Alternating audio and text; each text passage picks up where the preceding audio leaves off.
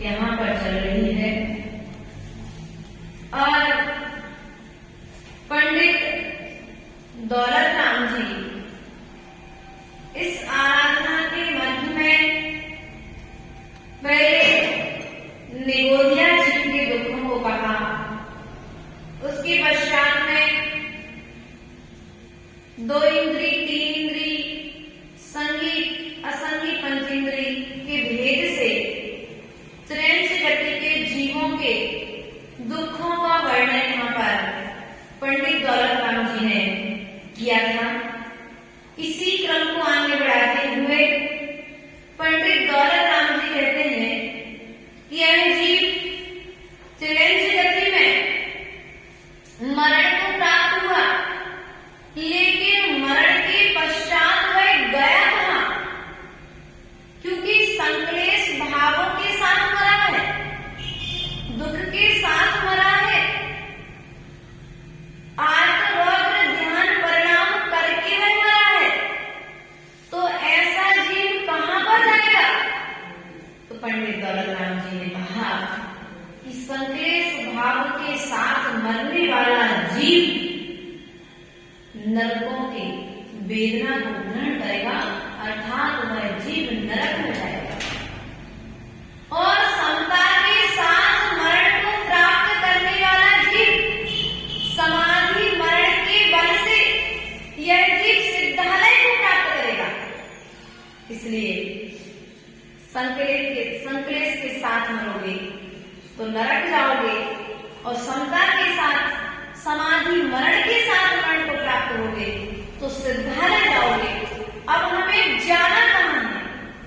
मरना तो सबको है, आज नहीं तो कल किसी न किसी का अंतिम दिन, किसी न किसी दिन आने वाला। अब जब हमारा अंतिम दिन आने वाला है तो अंतिम दिन की तैयारी अंतिम दिन करोगे कि अंतिम दिन आने के पूर्व में अंतिम दिन की तैयारी करोगे? हमारी पूर्व की तैयारी क्या चल रही है? एक विद्यार्थी त्रैमासिक परीक्षा देता है, अर्धवार्षिक परीक्षा देता है और वार्षिक परीक्षा देता है। उसी प्रकार से हमने त्रैमासिक परीक्षा भी दी, अर्थात हमारे लिए बाल्यावस्था में संयम धारण आदि करने के सहयोग मिले, लेकिन फिर भी हमने संयम धारण मौका तो मिला। उसके पश्चात में युवावस्था में भी हमें संयम धारण करने का मौका मिला, लेकिन हमने धारण नहीं किया। अब वृद्धावस्था, चलो भैया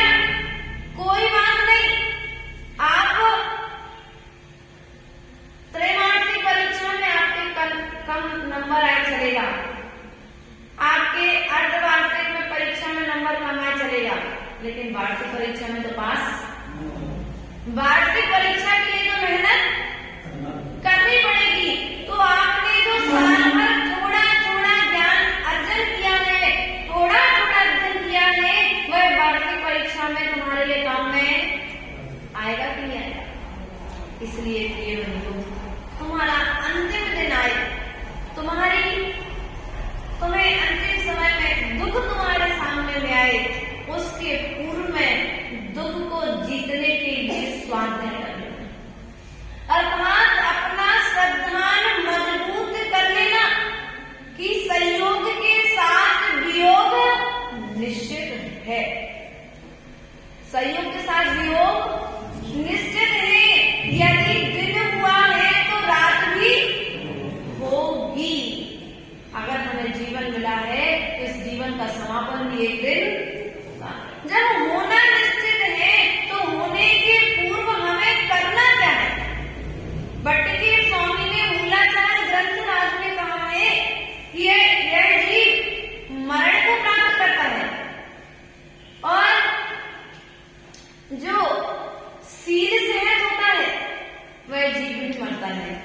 सील सहज अर्थात जो व्रतों से सहज होता है वह जीव भी मरण को प्राप्त करता है, और जो जीव व्रतों से रहित होता है वह जीव भी मरता है। धैर्य को धारण करने वाले जीव का भी मरण निश्चित है, और धैर्य से रहित जीव का भी मरण निश्चित है। जब धैर्य सहज को मरना है, सील सहज को मरना है, धैर्य सहज और सील सहज जीव को जब मरना है तो हम सील से रहने की तैयारी करें ना, धैर्य के साथ जीने की तैयारी करें ना, क्योंकि मरना तो सबको। आचार्य गुरुदेव ने लिखा है, सील सहज नहीं मरता है, सील रहत मरता, धैर्य सहत नर भी मरता है, धैर्य रहत मरता, सील सहत हो धैर्य सहत हो वर समाधि कर दो, मेरा अंतिम मरण समाधि तेरे दर पर हो। यहाँ पर आचार्य भगवान कहते हैं, संकलेश के साथ मरण को प्राप्त हुआ जीव नरक में जाकर के दुखों को भोग रहा है, चाहे वह त्रैण जगति का जीव हो, चाहे वह मनुष्य जगति का जीव हो। प्रिय बंधुओं, अब वहां पर नरकों में जाकर किसने क्या किया? अति संकलेश के कारण मरण को प्राप्त हुआ, बहुत प्रकार के आरंभ और परिग्रह के साथ यह जाकर के मरण को प्राप्त हुआ। इस जीव ने छह प्रकार की लेस्याओं को धारण किया और उनको करते करते जीव मरण को प्राप्त हो गया। ये कितनी लेस्याएं हैं? किसके पास? आपके पास कितनी है? एक आध तो कम है कि पर्याप्त मात्रा में? पर्याप्त मात्रा में है। अभी लेस्याओं में कमी, भावनाओं में कमी। कृष्ण की काकोद रूप लेस्या है कि पीठ पर में शुक्ल लेस्या रूप में। तुम्हारे पास लेस्या किसी भी रूप में है, वेद में संसार में है। इसलिए प्रिय बंधुओं, संसार से बचना है तो पुरुषार्थ करो कि मेरे निमित्त से किसी को दुख ना हो जाए। अब आचार्य भगवंत कहते हैं कि नरक किसे कहते हैं? अब यह जीव मरण को प्राप्त करके कहाँ जा रहा है? नरक में जा रहा है। तो नरक कहते किसे हैं? तो पंडित दौलत राम जी कहते हैं कि पाप कर्म की उदय से जिसमें उत्पन्न होते ही जीव के लिए दुख की प्राप्ति हो। किसकी प्राप्ति हो? उत्पन्न होते ही, क्योंकि जैसे यह जीव वहां पर जाकर के गिरता है, वैसे से वहां पर जन्म के साथ में दुख प्राप्त शुरू हो जाते हैं। यातनाएं देना सुन कुमार नाम के लिए प्रारंभ जाना नरक। माता जी तो जी घबरा हुआ, इतने दुख देख रहे अपने संसार में, परिवार में इतनी लड़ाई देखती है कि हमारा जी ऐसा लगता है कि विद्या ध्यान रखना, आगे आगे बढ़ते ध्यान रखना। भैया पढ़े यहाँ तो आत्महत्या कर लोगे, लेकिन नरकों में आत्महत्या करने का प्रावधान है, स्वर्गों में आत्महत्या का प्रावधान। यहाँ के दुखों से घबरा करके तुम आत्महत्या कर लो, संकलेश के साथ मरण को प्राप्त हो, मरण में जाओगे। और ट्रेन से गति के जीव भी कई ऐसे होते हैं जो संकलेश के साथ अति भारारोपण आदि आदि संगी पंचेंद्रिय जो जीव होते हैं, जिनके पास मन होता है, वे विचार करते हैं इस दास्ता से अच्छा मरना स्वीकार। कई ट्रेन से गति के जीव भी कभी किसी गाड़ी के सामने जानबूझ करके भी आ जाते हैं और मरण करके वे कहाँ जाते हैं? नरक में चले जाते हैं। क्योंकि यदि संबोधन मिलेगा, समता का पाठ मिलेगा, तो वही ट्रेन से गति का जीव स्वर्ग चला जाता है। और संबोधन नहीं मिला, संकलेश हुआ, तो कहाँ पर जाकर के गिरा? नरक में। और नरक में जाकर के वह जीव क्या कर रहा है? अब वहां पर उसे यातनाएं दी जा रही हैं। आत्महत्या करके आए हो ना, अब करके बताओ, तुम्हारे शरीर के तिल के बराबर टुकड़े कर दिए हैं। अवधि ज्ञान होता है, अवधि ज्ञान होता है। अवधि ज्ञान देवों के पास होता है, अवधि ज्ञान मनुष्यों के पास होता है, नारकों के पास तो कुअवधि ज्ञान होता है। कुमति ज्ञान, कुशलति ज्ञान, कुश्रुत ज्ञान और कुअवधि ज्ञान, ये तीन ज्ञान नारकों में पाए जाते हैं। वहां के लोगों के यदि आप अच्छा संबोधन भी देंगे ना, यहाँ पर कुछ लोग ऐसे होते हैं, अपन अच्छी शिक्षाएं दो तो उन्हें लगता है कि वहाँ बुरा सोच रहे हैं। कुवत ज्ञान वाले मतलब अपन अच्छा मार्ग बताओ तो उस विषय में बुरा सोचने वाले ही बुरा ही सोचते हैं। तो यहाँ पर भी है ऐसे जी, अपन ने कहा बेटा दीक्षा ले लो, मैं बहुत अच्छा मार्ग है, काल लगी मार्ग है आपने, कितने दुख है इस मार्ग में, क्या अभी तुम्हारे लिए इस मार्ग की महिमा, अभी तुमने मात्र ऊपर का फाउंडेशन देखा है, भीतर की तुम्हें खींच का पता, क्योंकि भीतर का आनंद तो भीतर जाने पर ही आता है।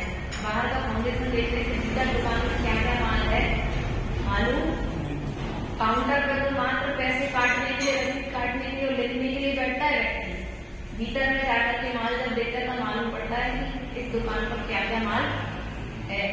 उसी प्रकार से हमें विचार करना है।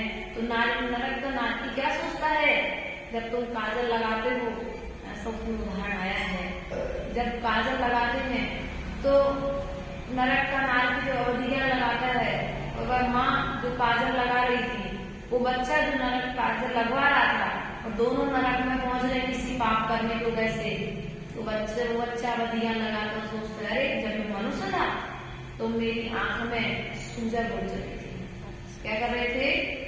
सूजा घुस रहे थे। माँ क्या कर रही थी? स्लाइड से बच्चे की आंखों में काजल लगा रही थी। लेकिन कुंवर ज्ञान वाला क्या सोच रहा है? मेरा तो तुम बुरा ही चाहते हो। ऐसे लोग हैं बुरी सोच रखने वाले, क्योंकि उनके संस्कार अगर वो नरक से आए हैं तो वे अच्छी बात को भी सोच नहीं पाते। आप तुम्हारा बुरे बुरा सोचते हो, ऐसा कहने वाले भी हैं। आज बच्चों को इतना पढ़ा दिया है कि बच्चे अपने लिए कुछ समझते, अरे पापा आपको समझते नहीं हो, अरे जिसने तुम्हें पाल पोस कर इतना बड़ा कर दिया है वो बाप अनसमझ हो गया है, नालायक बना दिया, अपन को नालायक, इतना लायक बना दिया कि बच्चे तुम्हें नालायक, ऐसा राम की श्रीमती जी हमको बता रही है। इसलिए इतना लायक मत बनाओ बच्चों के लिए कि वे बच्चे तुम्हें नालायक समझने लगे। इतनी लायक, उनका भविष्य इतना अच्छा मत बना दो, अच्छा तो बनाओ लेकिन इतना अच्छा मत बनाओ कि भविष्य में तुम्हारे विषय में सोचना भूल जाए। फिर तुम्हें तो उनके भविष्य की चिंता है, लेकिन उन्हें तुम्हारे भविष्य की भी चिंता है। इतना लायक बनाना तो संतान पैदा करना सार्थक है, वरना तुम्हारा संतान को जन्म देना भी सार्थक, क्योंकि संतान को जन्म तो त्रेण सिंह दे लेते हैं, वे भी अपना परिवार बना लेते हैं, लेकिन संस्कार देने की अभ्यास, संस्कार देने की कला किसी में है तो मनुष्यों के पास में है। इसलिए जन्म के साथ साथ में संस्कार दो। शिक्षा तो दे रहे, लेकिन वह शिक्षा कैसी दो, कैसी शिक्षा देना है? जो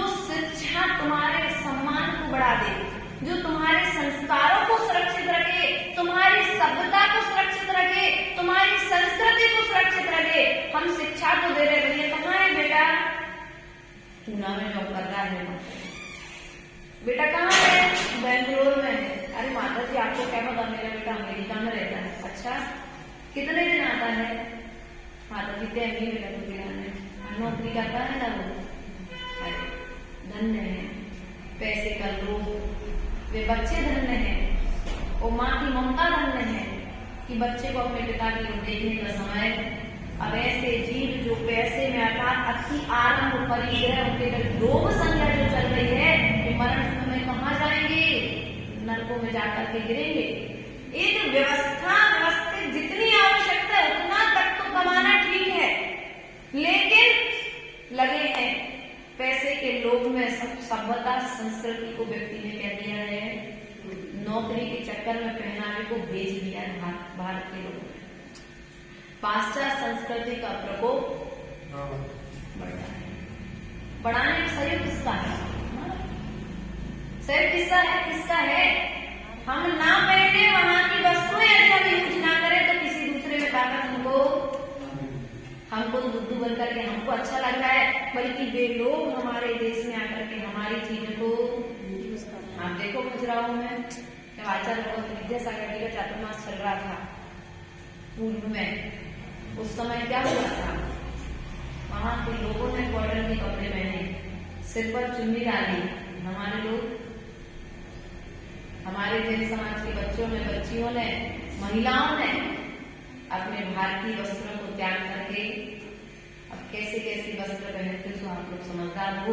हमारा मूल में आपसे कहना इतना ही है मात्र कि आप अपनी सभ्यता संस्कृति को गिरवी रख करके अपने शौक पूरे न करें, क्योंकि सभ्यता संस्कृति और संस्कारों को गिरवी रख करके आप अपने शौक पूरे श्रृंगार पूरा कर रहे हैं, और आप श्रृंगार पूरे सब कुछ बेच रहे हैं, तो भविष्य आपका भी खतरे में है, हमारे भारत देश का भी भविष्य खतरे में है, आपका परिवार खतरे में है।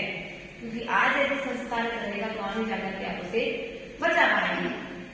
अर्थात यहाँ पर जो नारकी जीव है वे क्या करते? अति संक्लेश के साथ जाकर के मर जाते हैं, और मर करके वहां पर नरक में जाकर के दुखों को भोगते हैं। उसी प्रकार से हमारी भी स्थिति है। हम अच्छा मार्ग बताने वाले जीव के लिए तो हम अपना शत्रु समझते हैं। कैसे? जैसे एक पूर्व की घटना है, एक बच्ची ने ऐसा विचार किया कि मुझे दीक्षा लेनी, विचार किया मुझे दीक्षा। अब दीक्षा लेनी है, वो बच्ची अपने आप को मजबूत पा रही है, लेकिन परिवार और समाज उस बच्ची के साथ क्या करता है?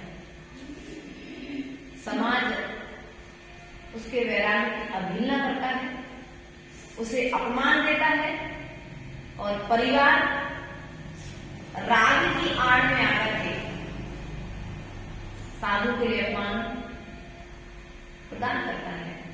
इसलिए प्रिय बंधु, विचार ये करना है हमारे लिए कि हमें यदि नरकों की वेदना से बचना है तो ऐसा पुरुषार्थ करो कि हमें अंतिम समय में कोई समाधि मंत्र सुनाने वाला मिले, डमोकार मंत्र सुनाने वाला मिले।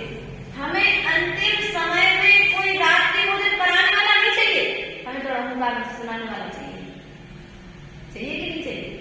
हमें अंतिम समय में साधुओं के चरणों में ले जाने वाला चाहिए, हमें अंतिम समय में अस्पताल में ले जाने वाला नहीं चाहिए। इसलिए पुण्य, इतना पुण्य आज से अर्जन कर लो कि तुम्हें नरकों जैसी वेदना इस मनुष्य लोक में ना भोगना पड़े, जहां पर दिन रात क्लेश चल रहा है, लड़ाई झगड़े चल रहे हैं, मायाचारी चल रही है, छलकापट चल रहा है।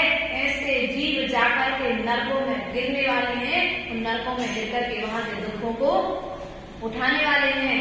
पंडित दौलत राम जी यहाँ पर कहते हैं कि नरकों में गिरकर के अजीब कैसे कैसे दुखों को भोगता है, तो कहते हैं तहाँ भूमि पर शत दुख सो बिच्छू सहस रसे नहीं दिसो, तहाँ राग सो नित बाहिनी रवि कुल कलित देह दाहिनी।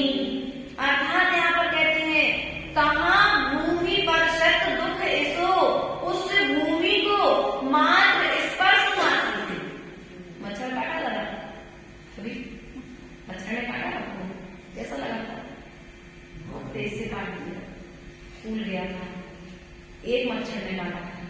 लेकिन नरकों की भूमि का स्पर्श, मात्र नरकों की भूमि का स्पर्श मात्र इतनी वेदना को देता है जैसे एक साथ में हजारों बिच्छू डसते हैं। जैसी वेदना नरक भूमि के स्पर्श से मात्र, और अपन ऐसे नरकों में रह करके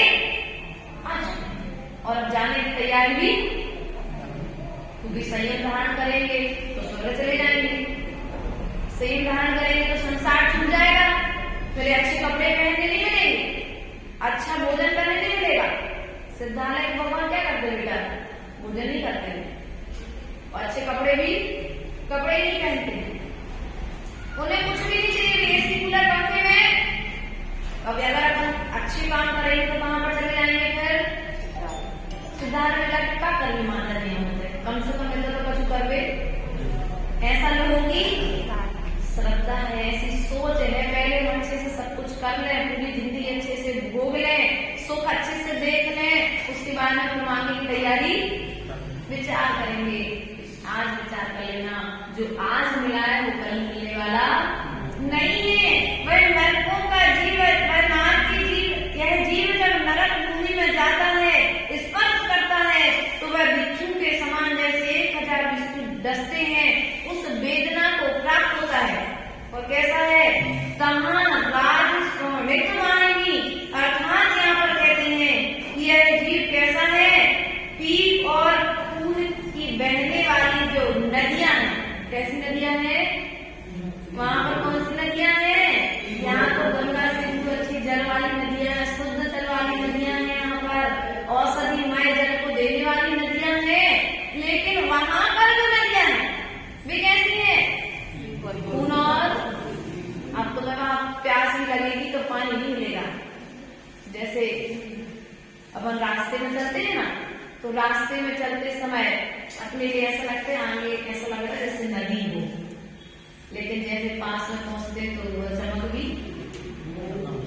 और लगता है तो रास्ता ही है।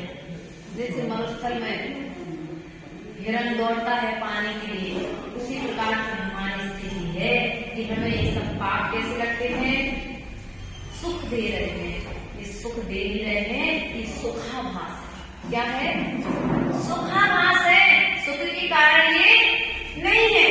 तो क्या होता है, वहां पर एक जीव शरीर में दाह पैदा करने वाली, खून और पीप की बहने वाली नदियों में जाकर गया है, पड़ता है, अर्थात छोटे छोटे छिद्र कीड़ों से भरी हुई उन नरकों की उन नदियों में जाकर के वह भ्रमण करता है, अर्थात कीड़ा हो जाता है। वहां पर जाकर के पंचेंद्री है, अर्थात विचार करना है। हम ऐसे नरकों की नदियों में इतने बार रह करके, उनकी एक नदी आपके सामने कप में ब्लड भर के रख दिया जाए, कैसा लगेगा, देख पाओगे, देख समझ, एक कप में पीप भर के रख दी जाए, देख पाओगे, तो नरक जाना है। नरक जाने को पाए बता देते आपको, क्या अगर कुछ भी नहीं करना नरक जाने के लिए, नरक जाने के लिए कोई भी काम करना है क्या, बोलो तो माड़िया जी, कोई अच्छा काम नहीं करना है, नरक जाने के लिए कोई अच्छा काम नहीं करना, तो बुरे काम तो अपन कर ही रहे, बुरे काम तो अपन, अच्छे काम करने की फुर्सत अपने पास, पैसा कमाने की फुर्सत है, लेकिन पुण्य कमाने की फुर्सत, जो पैसा पैसा पैसा मात्र कमाता रहेगा वही जीव एक दिन कहां पर जाएगा, और जो पैसे के साथ साथ में पुण्य कमाएगा वो जीव कहां पर जाएगा, क्योंकि पैसा कमाएगा, कमाने के बाद में रोज कमाते समय युक्तिपूर्वक तरीके से कमाएगा, अपना समय धर्म के लिए भी देगा और धन के लिए भी देगा, क्योंकि ग्रस्त है, परिवार का संवर्धन करना, उसकी सुरक्षा करना, उसका भरण पोषण करना तुम्हारा कर्तव्य है। तुम कमाओगे, लेकिन पैसे के साथ साथ में जो तुमने पैसा कमाते समय पैसे के साथ में पाप कमाया है, उस पाप के क्षय के लिए तुम्हें धर्म भी करना पड़ेगा। ऐसा पंडित दौलतराम जी का कहना है। अब यहाँ पर पंडित दौलतराम जी कहते हैं कि जो नरक है, नरक में नदियों की व्यवस्था तो अपन ने समझ ली और वहां की भूमि की व्यवस्था अपन ने समझ ली, लेकिन वहां पर जो वृक्ष है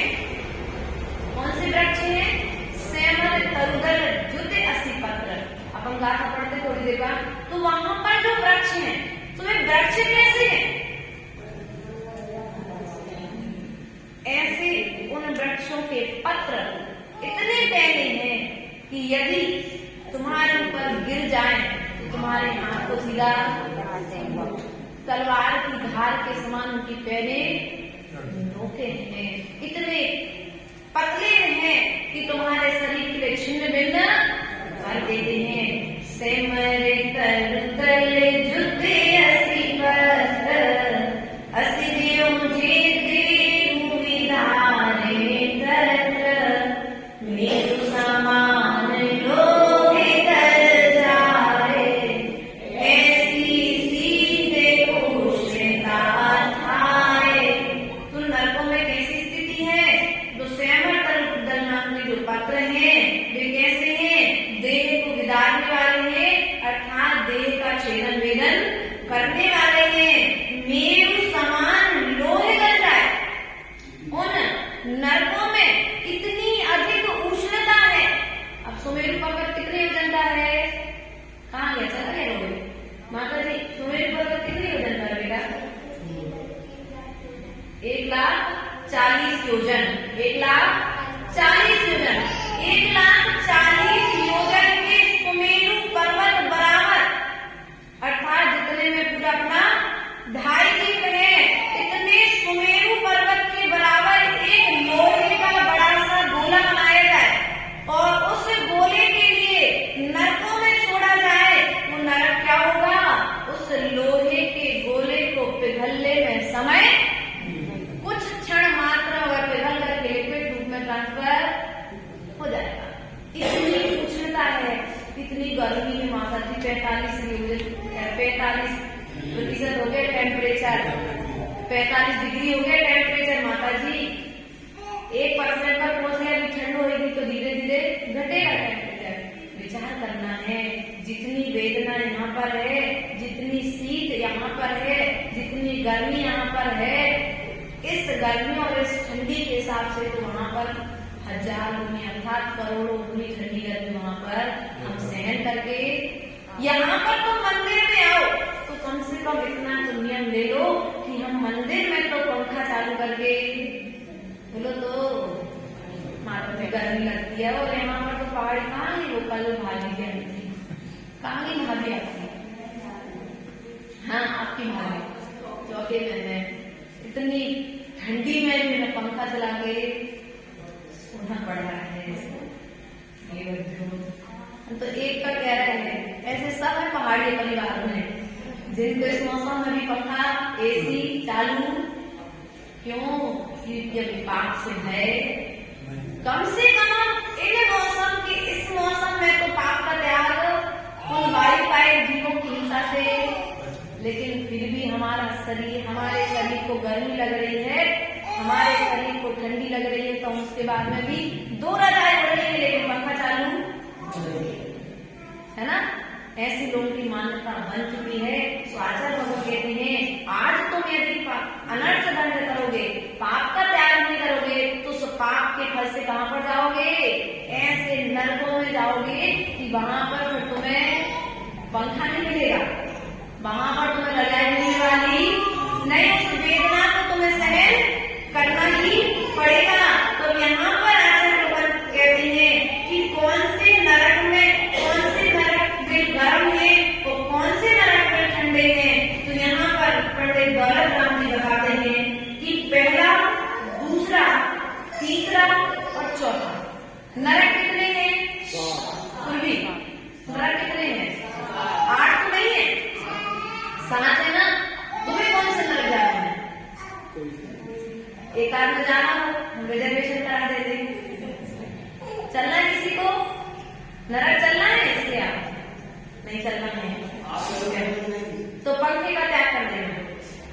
ठंडी के मौसम में, गर्मी के मौसम में ममता दीदी का तो पंखे का त्याग रहता ही है लगभग। ध्यान रखना आपको, क्योंकि आप जिस पद पर हैं, इस पद पर आकर अधिकार लगाओगे तो इनके लिए तो फिर भी कुछ व्यवस्था है, तुम्हारे लिए कहीं दूसरी व्यवस्था है नहीं, सीधा नीचे जाना पड़ेगा उनको। तो यहाँ पर कहते हैं अभी से कौन सा बेटा? तो बेटा जरा पहला, दूसरा, तीसरा और चौथा। नरक कितने हैं बेटा? 7। कितने नरक हैं? याद कर लेना। कितने नरक हैं? 7। कितने नरक हैं? 7। 7 नरक हैं। 7 नरक में पहला नरक, दूसरा, तीसरा, चौथा और 5वें का आधा। 5वें का आधा भाग। ये जो है ये क्या है? ऊपरी भाग जो है 5वें का ऊपरी भाग तक जो है वो ठंडा है। इसमें कैसा है? उष्ण है अर्थात गर्म है। कैसा है वह? गर्म है। और उसके नीचे वाला जो 5वें का आधा हिस्सा, जो आधा हिस्सा हुआ है 5वें का निचला भाग, 6वां और 7वां, ये इतने उष्ण है, इतने उष्ण है कि इनमें यदि सुमेरु पर्वत के समान लोहा का गोला डाल दिया जाए तो पिघल जाएगा। और ऊपर का पहला, दूसरा, तीसरा, चौथा और 5वें का आधा भाग है, ये इतने उष्ण है कि पिघल जाएगा। और नीचे वाले में यदि लिक्विड डाल दिया जाए तो एक क्षण में जम जाएगा। लिक्विड फॉर्म वाला क्या हो जाएगा?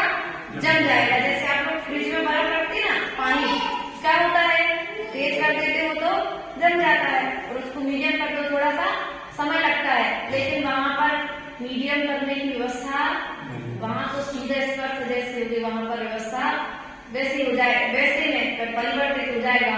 तो हमें विचार करना है कि हमें नरक गति के दुखों से बचना है आगे, और हम नरक गति के दुखों को कल समय को ध्यान में रखते हुए हम कल फिर पुनः नरक गति के जीवों के दुखों की ओर प्रकाश डालेंगे। इन्हीं भावनाओं के साथ में बोले परम